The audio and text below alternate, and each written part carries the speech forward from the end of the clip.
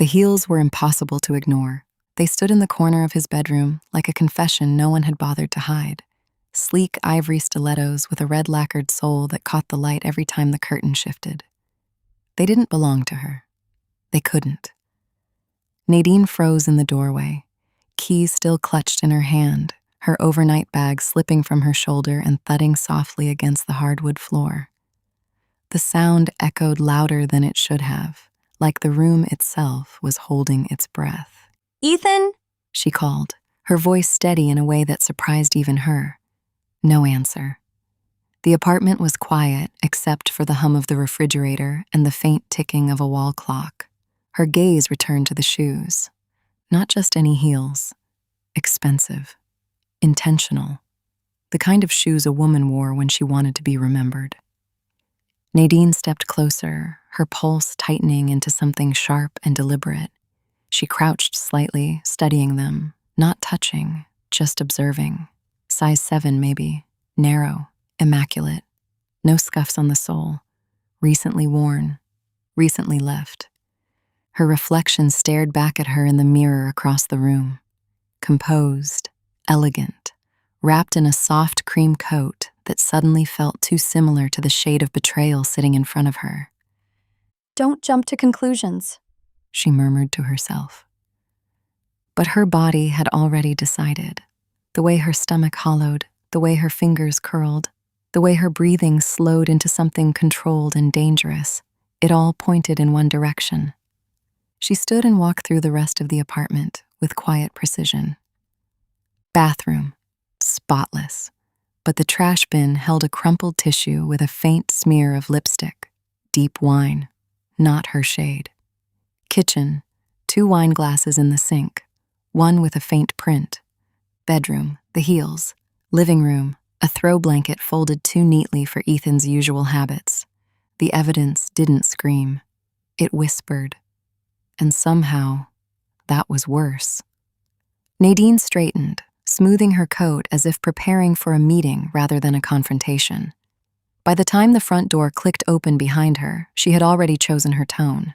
Casual, controlled, curious. Hey, Ethan said, stepping inside, a flicker of surprise crossing his face when he saw her. you're early. Am I? She replied, offering a small smile that didn't quite reach her eyes. I thought I'd catch you before your game night. His shoulders relaxed slightly. Yeah, I was just grabbing a few things. She tilted her head. Busy night? Just the guys. He said quickly, too quickly. Nadine nodded, letting a beat of silence stretch between them. Then, gently, You've redecorated. Ethan frowned. What? She stepped aside, revealing the bedroom and the heels. For a fraction of a second, something in his expression cracked. It was subtle, just a tightening around the eyes, a pause too long. But Nadine caught it. She always caught everything. Oh, He said, exhaling a short laugh. they're my cousins. She stopped by earlier. Your cousin. Nadine repeated softly. Yeah, forgot them here, I guess. Nadine walked into the bedroom, her heels clicking softly against the floor, echoing the presence of the other pair. She bent slightly, this time letting her fingers brush against the smooth leather. They're beautiful. She said. Your cousin has good taste. Ethan lingered in the doorway. Yeah, she does. Nadine straightened and turned to him, her smile returning, warmer now, almost reassuring. Well, She said lightly. tell her she has great balance. These aren't easy to walk in. Ethan chuckled, relieved. I will. And just like that, the moment passed. Or at least that's what he thought. Nadine didn't confront him again that night. She stayed. She laughed. She kissed him like nothing had shifted. She let him believe the lie had landed softly, like a feather instead of a blade. But inside, something had already begun to rearrange itself. She didn't cry. She didn't spiral. She planned. Over the next week, Nadine became quieter, not distant, but observant.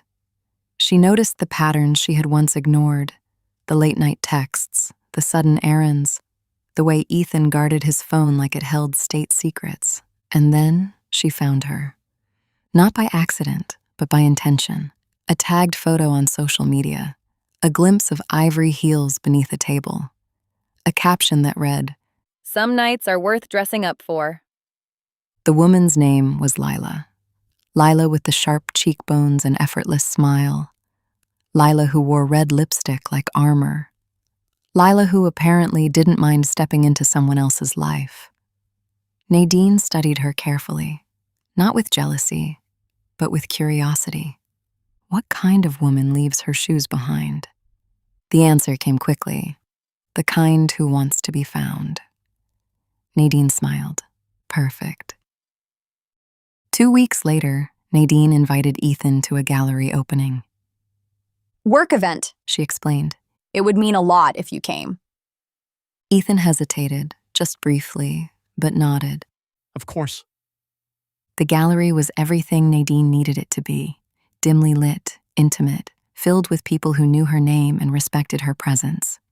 And more importantly, it was a place where appearances mattered. Ethan arrived late as expected. What he didn't expect was to see Lila standing across the room, in the same ivory heels. For a moment, the world seemed to tilt. Lila's eyes flicked to Nadine, then to Ethan, confusion flashing across her face before it smoothed into something unreadable. Nadine stepped forward, her hand sliding seamlessly into Ethan's. Ethan, She said warmly. there's someone I want you to meet. He swallowed. Nadine, This is Lila. She continued, her voice calm, almost pleasant. She's been spending time at your apartment. The silence that followed was heavy, suffocating. Lila's gaze sharpened. You didn't tell her? Ethan's mouth opened, then closed. Nadine tilted her head slightly, her expression softening into something almost sympathetic.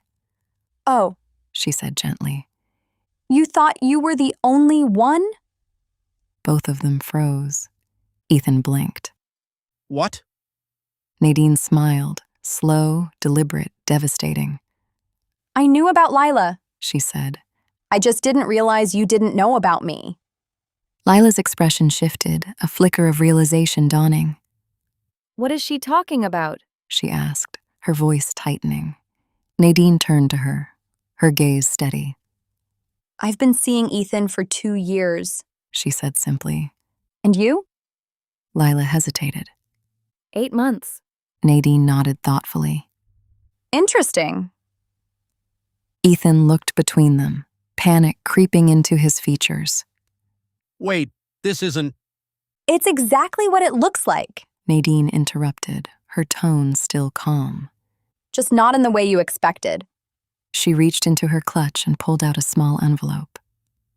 I was going to tell you tonight, She said, handing it to him. but this feels more appropriate. Ethan opened it with trembling hands. Inside was a contract, a lease agreement, for the apartment. His apartment, except the name on it wasn't his. It was hers. I own the place, Ethan. Nadine said softly. I always have. The color drained from his face. And as of tomorrow, She continued. you don't. Lila let out a short, disbelieving laugh. Nadine turned to her, offering a small, almost kind smile. As for the heels, She added. you can keep them. They suit you. She paused, letting her words settle. Just not in my space. With that, Nadine stepped back, releasing Ethan's hand like it had never belonged to her at all. The room seemed to exhale as she walked away, her posture flawless, her expression serene. Behind her, the chaos began. But Nadine didn't look back. She didn't need to. She had already seen everything she needed to see the moment she found those heels. And she had chosen from that moment on not to break, but to end it beautifully.